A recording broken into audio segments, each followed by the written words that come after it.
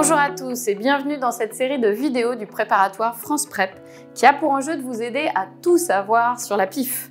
Dans cette vidéo, je vous propose d'aborder la contagiosité de la péritonite infectieuse féline.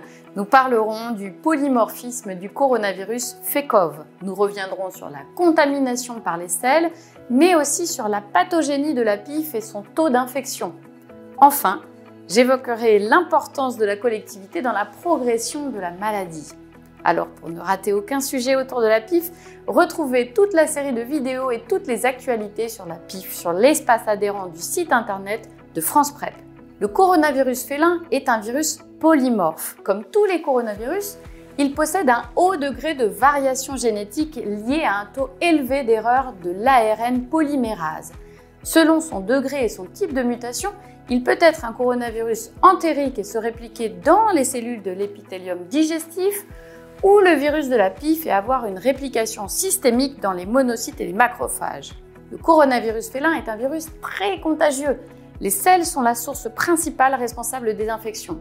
Les chats s'infectent par voie orale, principalement par l'intermédiaire d'objets contaminés par des selles comme des litières, des brosses ou des chaussures.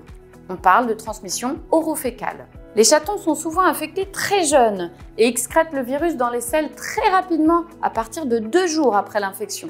Cette excrétion continue pendant des jours, des semaines ou des mois, voire même à vie chez une minorité de chats.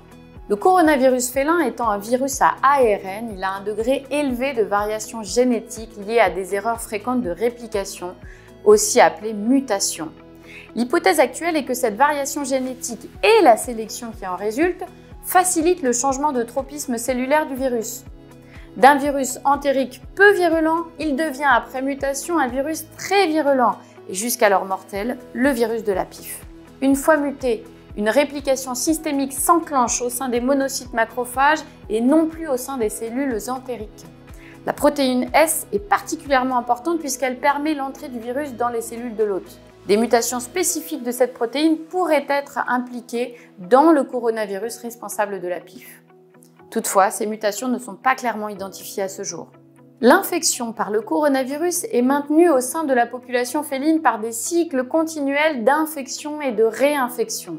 Les chats vivant en collectivité sont donc plus à risque d'être infectés et de développer la PIF. En réalité, ce n'est pas le nombre total de chats dans le groupe qui compte, c'est surtout le nombre de chats excrétant de façon chronique le coronavirus dans leurs selles. L'accès à l'extérieur semble permettre de diminuer le risque de transmission orofécale. Le respect des règles d'hygiène est donc indispensable au quotidien. Le dépistage des chats excréteurs et leur isolement peut aider à la gestion des collectivités, mais peut être lourd à gérer. La forme actuelle de coronavirus entérique félin, comme le virus de la PIF, ne sont pas transmissibles à l'homme. J'espère que ces rappels sur la PIF vous seront utiles. Pour connaître les dernières actualités, revoyez l'intégralité de notre série sur le site france-prep.com, dans l'espace adhérent ou sur la chaîne YouTube France Prep. Et surtout, si vous avez aimé, n'hésitez pas à partager cet épisode. À bientôt!